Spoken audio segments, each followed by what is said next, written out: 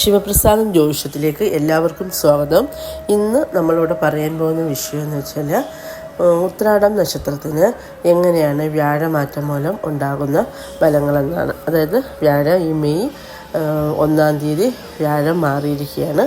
അതായത് ഉത്രാടം മകരക്കൂറിൽപ്പെട്ട ഉത്രാടം, തിരുവോണം, അവിട്ടം നക്ഷത്രക്കാർക്ക് ഈ വ്യാഴമാറ്റം വളരെയധികം അനുകൂലമായ ഒരു നല്ല അനുഭവം, അതായത് നല്ലൊരു ഇതിലേട്ടാണ് നമ്മുടെ വ്യാഴം മാറിയിരിക്കുന്നത്.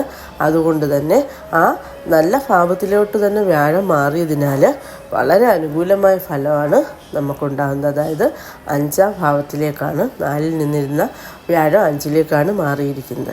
4-ൽ നിന്ന് വ്യാഴം നിൽക്കുമ്പോൾ വളരെയേറെ ദോഷങ്ങളും ദുരിതങ്ങളും ആശുപത്രി വാസവും ഒക്കെ അനുഭവിച്ച്, അതുപോലെ തന്നെ മാനസികമായിട്ട് വളരെയധികം വിഷമതകളും, ജോലിക്കൊക്കെ ട്രൈ ചെയ്താൽ അതിനൊന്നും കിട്ടാതെ വരിക, അങ്ങനെ മൊത്തത്തിൽ ഒരു ഡൗൺ ആയിരുന്ന ടൈമായിരുന്നു 4-ലെ വ്യാഴം.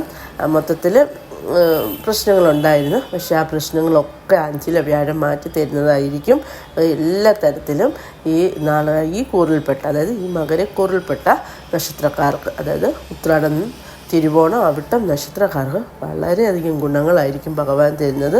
ദൈവിക അനുഗ്രഹം വളരെ കൂടുതലുള്ള സമയമാണ്. ഇന്നും ഭഗവാനെ ഭജിക്കുക. അതായത് ഹരേ രാമ ചൊല്ലുക. ഹരേ രാമ ഹരേ രാമ രാമ രാമ ഹരേ ഹരേ, ഹരേ കൃഷ്ണ കൃഷ്ണ കൃഷ്ണ ഹരേ ഹരേ എന്ന നാമം എന്നും ജപിക്കുക. എന്നും നമുക്ക് എത്ര പ്രാവശ്യം ജപിക്കാൻ പറ്റുമോ അത്രയും പ്രാവശ്യം നമ്മൾ ഭഗവാനെ വിളിക്കുക. അതുപോലെ തന്നെ ഓം നമോ നാരായണായ മന്ത്രം, അതും കഴിവതും ഒരു 108 പ്രാവശ്യം കുറഞ്ഞത് ജപിക്കാൻ നോക്കുക. ഒക്കുന്ന ടൈമിലെല്ലാം നാരായണ മന്ത്രം ജപിച്ചോളുക. ഭഗവാൻ കൂടെ ഉണ്ടാകും. അതായത് ഈ വ്യാഴമാറ്റ ഫലമായിട്ട് നമുക്ക് മുടങ്ങിക്കിടന്നിരുന്ന, അതായത് കിട്ടാക്കടങ്ങളൊക്കെ, അതായത് നമുക്ക് ഓരോരുത്തർക്ക് കടം കൊടുത്തിട്ടുണ്ട്, അതൊക്കെ നമുക്ക് പെട്ടെന്ന് തന്നെ തിരിച്ചു കിട്ടുന്നതാണ്. പിന്നെ നമുക്ക് എന്തെങ്കിലും കടബാധ്യതകളുള്ള ആളുകൾക്ക് ആ കടങ്ങളൊക്കെ വളരെ നിഷ്പ്രയാസം തന്നെ നമ്മളെ വിട്ട് പോകുന്നതായിരിക്കും.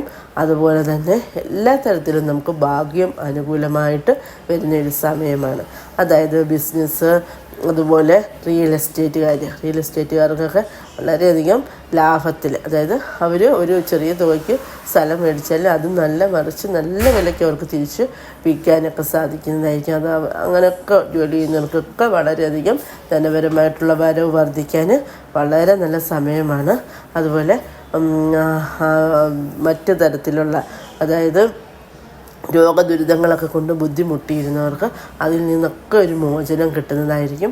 അതായത് ഭഗവാൻ എന്ത് അവർ ആഗ്രഹിച്ചാലും അത് നേടിക്കൊടുക്കും. ആ ഒരു രീതിയിലുള്ള ഭാവത്തിലാണ് ഭഗവാൻ നിൽക്കുന്നത്. 5-ലെ വ്യാഴം എന്ന് പറയുന്നത് അത്ര ബെറ്ററാണ്. അതുപോലെ തന്നെ ശത്രുക്കളൊക്കെ നമ്മളെ ഉപദ്രവിച്ചു കൊണ്ടിരുന്നവർക്ക്, അതായത് ശത്രുദോഷങ്ങളൊക്കെ ഉള്ളവർക്ക് ഉറപ്പായിട്ടും അതൊക്കെ അവരിൽ നിന്ന് വിട്ടുപോകുന്നതായിരിക്കും. അതുപോലെ തന്നെ എല്ലാ തരത്തിലും അവർക്കൊരു മാനസികമായ ആനന്ദം ഉണ്ടാകുന്നതായിരിക്കും. അതുപോലെ കുടുംബത്തിലും സമാധാനവും സന്തോഷവും ഉണ്ടാകുന്നതായിരിക്കും. നല്ല ദാമ്പത്തിക ജീവിതം നയിക്കാൻ അവർക്ക് സാധിക്കും. ഭർത്താവും ഭാര്യയൊക്കെ ആയിട്ട് നല്ല സന്തോഷം, മക്കളൊക്കെ ആയിട്ട് നല്ല സന്തോഷകരമായ ഒരു ജീവിതം നയിക്കാൻ അവർക്ക് സാധിക്കുന്നതായിരിക്കും. അതുപോലെ ചിരകാലമായിട്ട് അവർ ആഗ്രഹിച്ചിരുന്ന ഒരു കാര്യം ഭഗവാൻ അവർക്ക് നേടിക്കൊണ്ട് കൊടുക്കുന്നതായിരിക്കും. ഭഗവാൻ ഗുരുവായൂരപ്പനെ അങ്ങേയറ്റം വിളിച്ചോളുക. അതുപോലെ തിരുപ്പതി ഭഗവാനെ വിളിച്ചോളുക, ശ്രീ പത്മനാഭനെ വിളിച്ചോളുക. അപ്പോൾ ഇതെല്ലാം ഭഗവാന്റെ ഇത് തന്നെയാണ്. അപ്പം അതുപോലെ തന്നെ നമ്മൾ ഒക്കുന്നവരൊക്കെ തിരുപ്പതിയിലും ഗുരുവായൂരും പത്മനാഭസ്വാമി ക്ഷേത്രത്തിലും ഒക്കെ ദർശനം നടത്താൻ ഈ ടൈമിൽ കഴിവതും നോക്കുക.